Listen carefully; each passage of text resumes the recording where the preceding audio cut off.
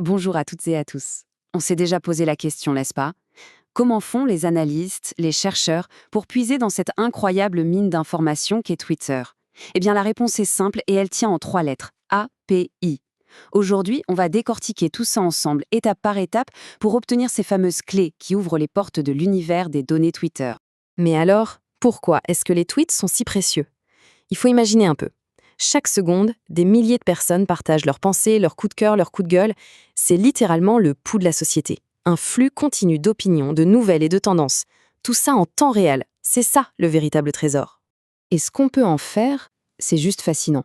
Pensez-y, une marque peut analyser des milliers de tweets pour voir si sa dernière pub a fait un carton ou un flop. Un politologue peut suivre l'évolution de l'opinion publique juste avant une élection. Et les linguistes, eux, peuvent étudier comment notre langage évolue au quotidien.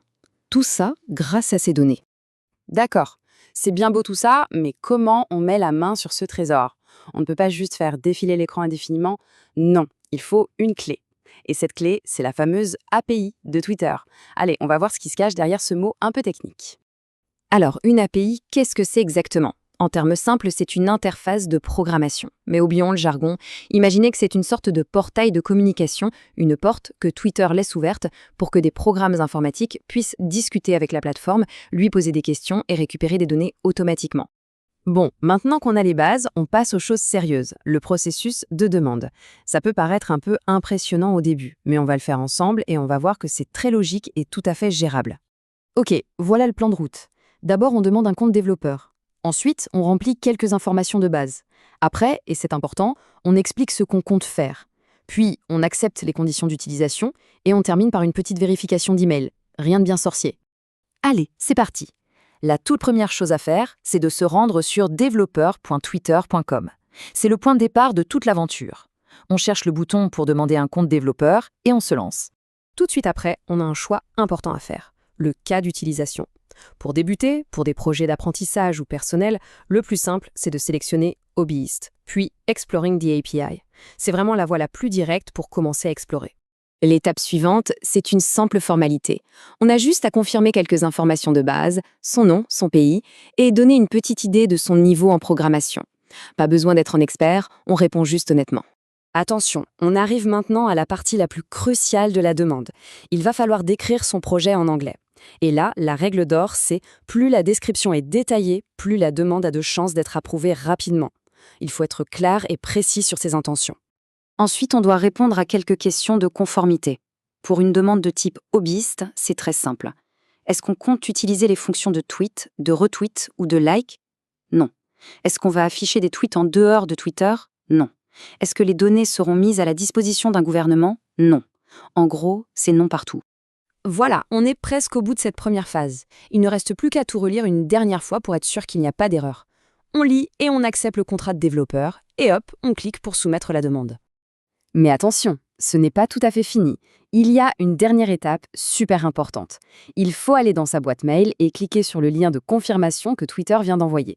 Si on oublie ça, le compte ne sera jamais activé. C'est vraiment l'étape à ne pas manquer. Et ça y est, la demande est approuvée. Félicitations! Maintenant, le plus intéressant commence. On va enfin récupérer ces fameuses clés, les jetons d'accès. Une fois dans le portail développeur, c'est la dernière ligne droite. On clique sur Create Project, on lui donne un nom, on sélectionne à nouveau son cas d'utilisation, on le décrit en quelques mots, et pour finir, on donne un nom unique à notre application. Et voilà, c'est fait, les clés et les jetons sont générés. C'est le moment qu'on attendait. On a maintenant l'accès technique pour commencer à interroger l'API Twitter. Alors, qu'est-ce qu'on obtient?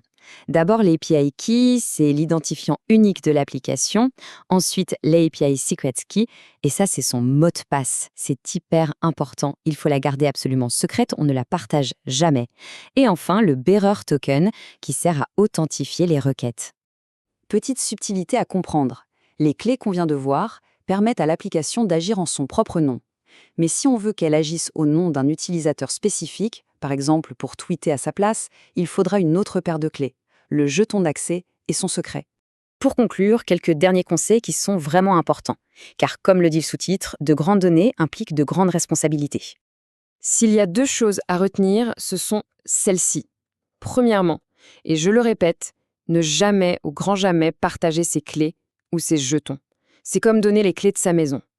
Et deuxièmement, il faut toujours être conscient des limites de l'API, surtout dans sa version gratuite. Et justement, cette limite, la voici.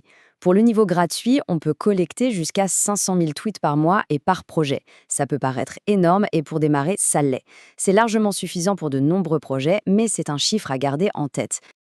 Voilà, maintenant que les clés sont là, la porte est grande ouverte. La vraie question, c'est quelle sera la première histoire à découvrir dans cette immense masse de données? Analyse de tendance, recherche sociologique, projet créatif, les possibilités sont vraiment infinies.